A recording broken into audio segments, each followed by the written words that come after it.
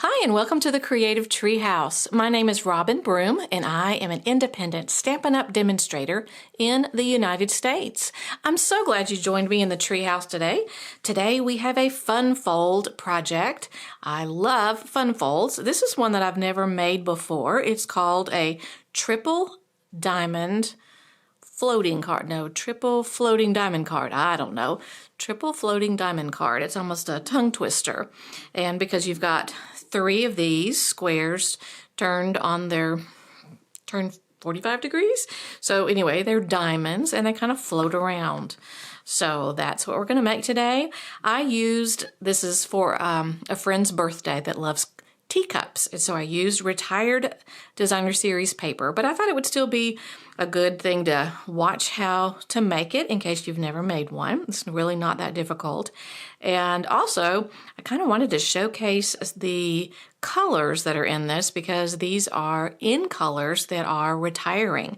We've got Sweet Sorbet, we've got Tahitian Tide, and Starry Sky. And those are all retiring colors. So if these are some of your favorite colors, you'll need to grab them before they're gone. And it's always a good idea to also not only do the cardstock, but do the refills for your ink pad as well. So let's get started. Before I do that, let me turn it over just for a second. I'll show you what I did to the back of it. I'm going to cover up my writing to my friend and just showed you that I did 4 panels on the back, very similar to the 4 panels on the front. So, and the card stands up really nicely. It's just a cool card. So, and you can use any designer series paper. Stampin' Up's paper is fantastic. I love all the color coordination. So the one that we're going to make today is using the same DSP, sort of. I don't have any more certain pieces, so we're going to change it up a bit. So to start out with, you will need 2 pieces, and this is your base of your card. You'll need 2 pieces of cardstock, and I'm going to use the Sweet Sorbet for this, and it measures 4 by 8 inches, and it's scored at 2, 4, and 6. Kind of like 2, 4, 6, 8. Who do we appreciate? But anyway, and you'll need 2 of those, and all the measurements will be on my blog, which is creativetreehouse.blog.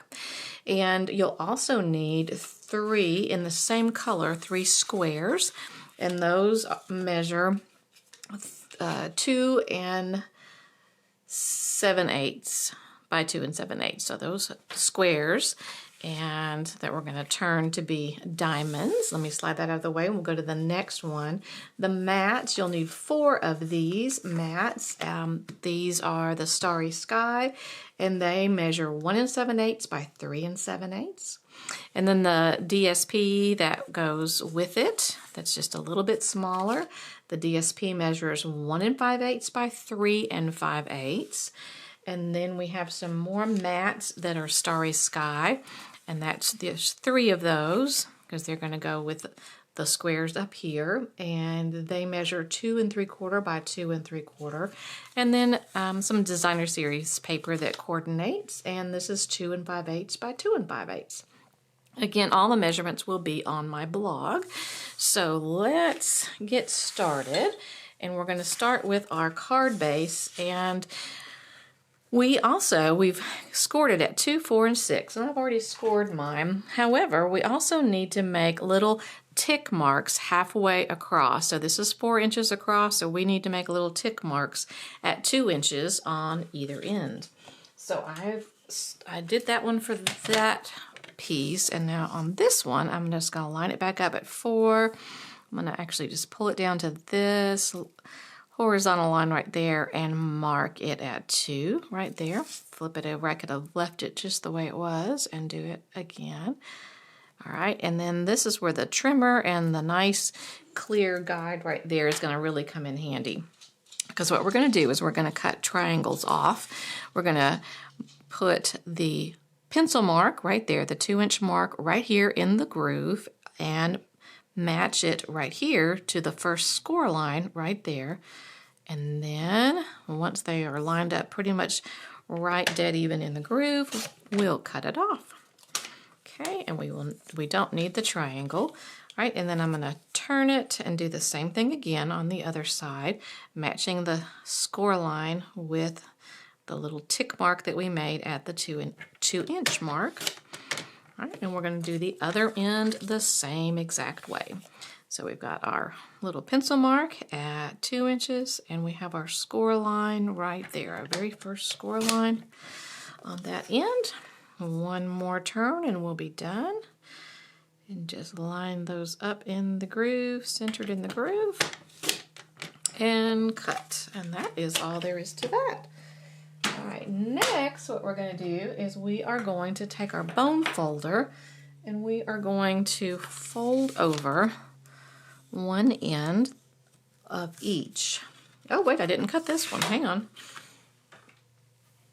Let me go back, I gotta cut this one. All right, so we've got the score line and the pencil mark. So you end up with 8 little triangle pieces when you're done.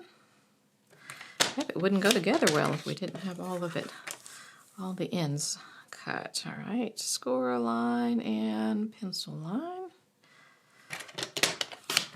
Okay, and one more. And you can get an eraser and erase off the pencil marks. All right, now we've got this one ready, and then I'm going to use my bone folder, flip this one over, and make a nice crease there. So these are going to butt up together like that, and then we're going to take one of the squares that is the match for the base, and I had Tahitian Tide as my other base, and this one's going to be the Sweet Sorbet. And this square that we're going to turn 45 degrees, is that correct, to make it into a diamond, we're going to put right there. Now there's lots of ways you can do this. You can flip it over and butt those up together and put some kind of temporary adhesive like a post-it note tape or whatever, but I'm going to be daring and just use my liquid glue and hope for the best. So, which is a little bit scary, as since this is just the second time I have ever created this card. But it's a really cool fun fold. Who doesn't love a fun fold? All right, so I've got those lined up. I'm going to take my square, turn it, and line that up. All right. And I am thinking, here we go. We probably, all right, that looks good. So I'm really thinking that I'm going to make this a little bit smaller. It lines up, but I'm just really thinking that I would, my other one, I made it just a 1/16 of an inch smaller. So I think that's what I would recommend. And that's the measurements that I'm going to leave on my blog for the squares, for everything that's the 3 triangular, not triangle, I keep saying triangle, the 3 squares or diamonds. I would shrink that each by 1/16 of an inch, but those measurements will be on my blog. So, because I feel like this is just a tiny bit too big. So, because I think it's going to go over the edge. All right, so, but with that said, let's put our other pieces together. So we've got our 4 bases, or mats is what I called them, and we've got our designer series paper that we're going to adhere to that. So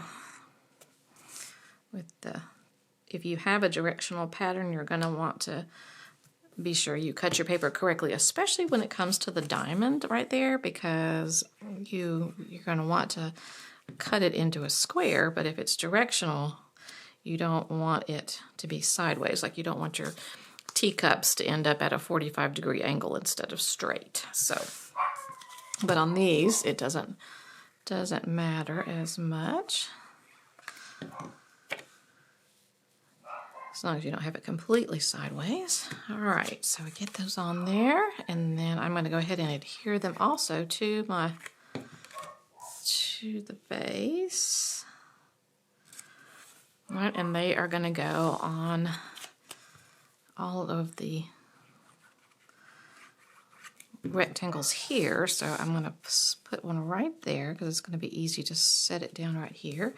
And I'll do another one. Let's see, I'm going to try to coordinate a little bit. I'll put this one because I have two that are very similar, and I'm not going to put them side by side. Okay, I'm going to flip that over this way so that we have plenty of room to put that down. All right, and then I'm going to flip it the other way and put these two down. Okay. And then we'll work on our other diamonds. There, I said it right that time. Okay, so we've got those on there. So now it's looking like, when I open back up, it's looking like that. So what we're going to do is we need to make folds. So we're going to fold this one as a valley fold. Okay, and then this one will be the mountain fold. Okay, and then the same thing here. We've got one valley and one mountain. All right. Okay, and now what happens is, let me slide that back up. Let me get our other two squares that we're turning into diamonds, and we're gonna go ahead and let's put our mats down. Okay, and I like the liquid glue because it just gives you a chance to move it around.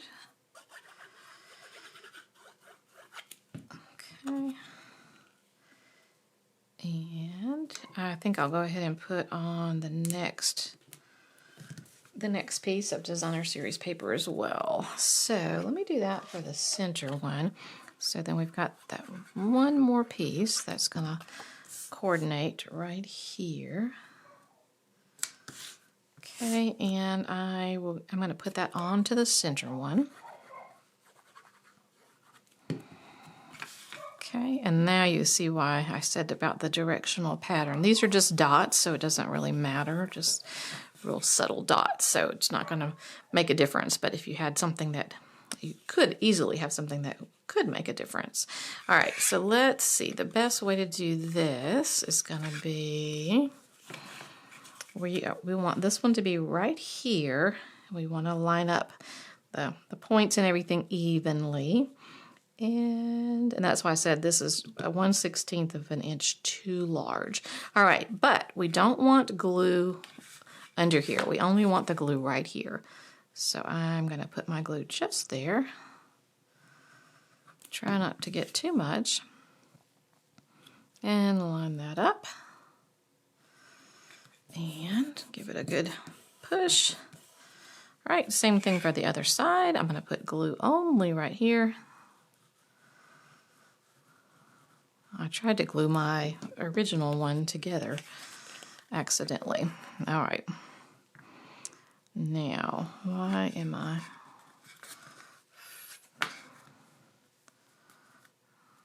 freaking out? Oh, my poor brain. Okay.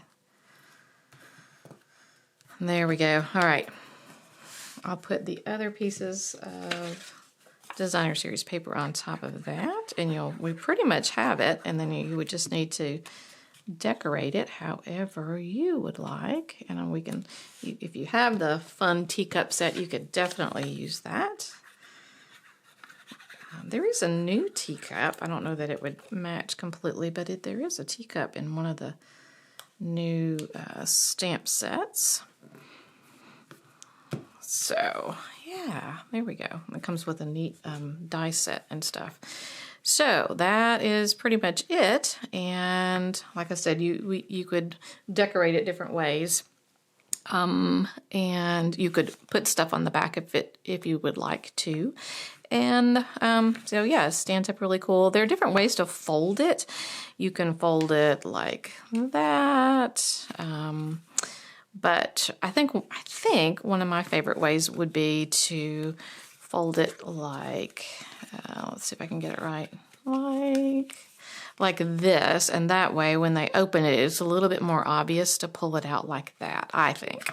So, but anyway, and that way, if you did decorate the back of it, it would look really cool, I think. So that would be my suggestion. And let me pull this one in to show you. So if we just tuck that one in, and so the recipient would see that and then pull it open.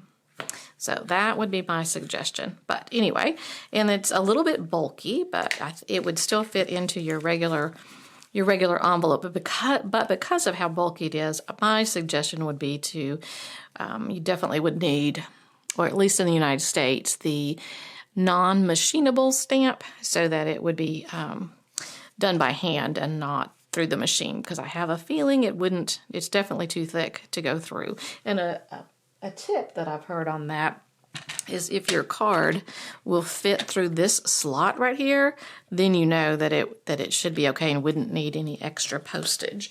So, but this one's a little bulky, so some of the Fun Fold cards might need some extra postage.